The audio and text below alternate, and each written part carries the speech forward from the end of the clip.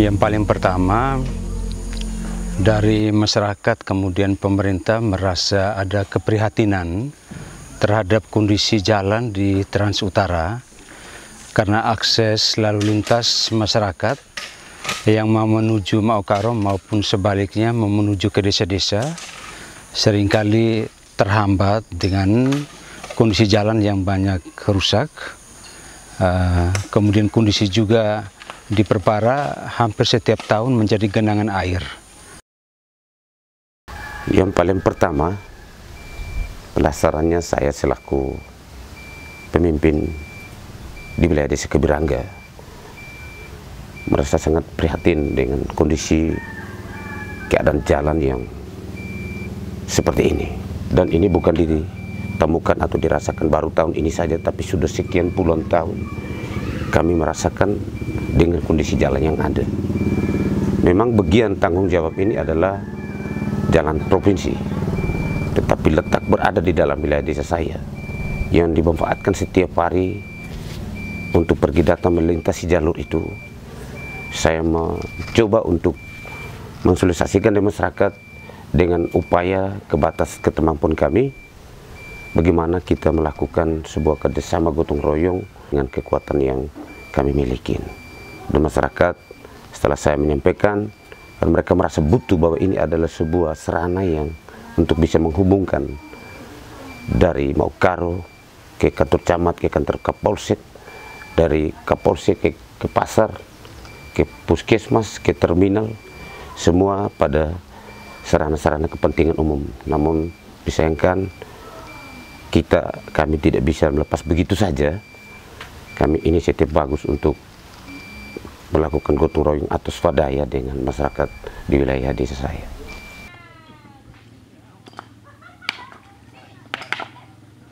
Yang pertama menyangkut kepedulian ya. Hal itu bahwa ini memang jalan ini adalah jalan umum, bahwa ini sarana ini dipergunakan untuk rakyat secara keseluruhan, lebih khususnya pada masyarakat yang ada di sekitar kami. Itu hal yang pertama. Hal yang kedua bahwa ini adalah memang supaya bisa menggerakkan hati pemerintah yang dalam hal ini untuk menangani, lebih khusus pemerintah provinsi yang bisa melihat langsung kelibatan masyarakat dalam pembangunan infrastruktur jalan yang ada di kabupaten, pada khususnya di Kecamatan Maokaro yang sejak lama yang tidak diperhatikan.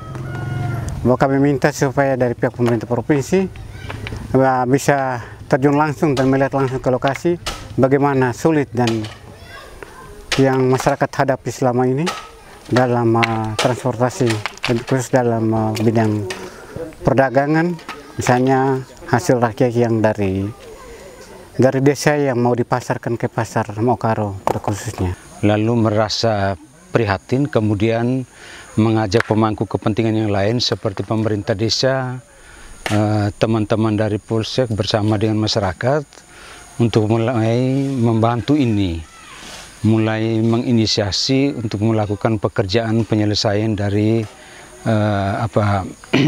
hanya untuk menimbun jalan-jalan yang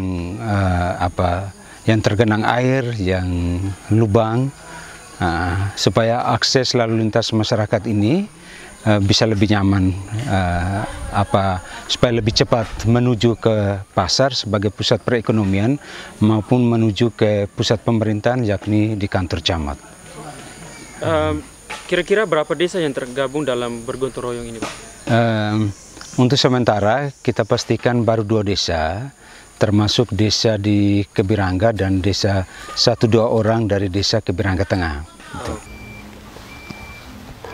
Yang perlu saya sampaikan, yang pertama, secara prosedural tahapan pemerintahan bawah dan sampai yang teratas, setiap tahun sudah dilakukan dalam sebuah forum Musdus, Musdes, Musremangdes, Musremancam, Musremangkap, dan seterusnya. Itu tiap tahun dilakukan usulan itu dengan keadaan dan kondisi jalan yang ada sudah kami ajukan ke tingkat yang lebih di atas. Namun pertimbangan seperti apa sampai hari ini kami tetap menerima dan harus bisa merasakan dengan kondisi jalan yang ada. Karena kami tahu bahwa kami pemerintah yang paling di bawah hanya bisa mengusulkan kepada pemerintah yang paling di atas.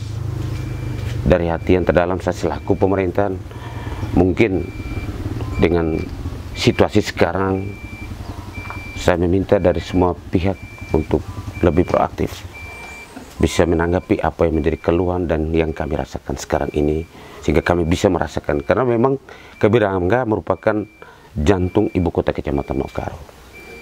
Semua fasilitas berada di sini. Kami punya rasa secara sisi kemanusiaan dan kepedulian dengan keadaan kondisi jalan seperti ini. Banyak terlibat dengan serangan-serangan kepentingan umum, walaupun belum ada tanggapan sampai hari ini dari pihak pemerintah di atas. Mungkin ini salah satu cara untuk bagaimana bisa mendengar suara kami, sehingga keadaan jalan seperti ini satu saat bisa akan jadi baik dan bagus. Karena mungkin sedikit saya menyampaikan, perbatasan Kabupaten Nagekeo di ujung jembatan perbatasan desa juga, berbatasan dengan desa Kabupaten Nagekeo, kurang lebih 1 kilometer hot mist. Lepas dari itu 3 kilo menuju batas desa Kebirangga Tengah, mau mengarah cabang ke Maumere, Dekirat Subak sampai Bengge sudah hot mist. Dari Datu Matu sampai ke Magekapa pas Mukoli Tubuh itu sudah jalan jelek lagi, masuk ke kapas sedikit sudah di hot mist. Apa alasan itu? Sementara yang ada yang belum bisa tertanggulangi sampai sekarang ini hanya beberapa kilo itu. Sementara di sini merupakan jantung dari semua Kecamatan Mokaro yang ada. Mungkin dengan situasi ini bisa mendengarkan kami, sehingga segala macam usulan yang kami ajukan setiap kali, setiap tahun bisa ditanggapin oleh pemerintah yang di atas. Itu sebuah harapan saya dan masyarakat saya, sehingga Mokaro bisa berubah, jangan kita hadapi dalam situasi dan keadaan kondisi jalan yang seperti ini lagi. Begini, ini memang hampir setiap tahun kami lakukan melalui pengusulan musrembang kecamatan, kemudian berlanjut kepada musrembang kabupaten, supaya ini menjadi perhatian dari pihak provinsi, karena ini jalur provinsi. Memang kami sering sampaikan, tetapi memang kemungkinan saja ketiadaan dana atau kurangnya keuangan untuk itu, maka kami untuk saat sekarang ini kami berinisiatif untuk supaya jangan lagi masyarakat merasa mengeluh terhadap kondisi jalan ini. Yang pertama yang kami harus sampaikan, yang pertama secepatnya harus diperhatikan, sehingga nanti ke depannya supaya masyarakat yang selama ini mengeluh dan berbagai macam kesulitan bisa teratasi. Semenjak ya sudah sekitar, saya katakan sudah mau masuk 20-an tahun. Sejak Kecamatan Mokaro definitif, kondisi jalan sudah seperti ini. Dan sampai sekarang pun Kecamatan Mokaro sudah definitif, tetap juga seperti ini. Oke.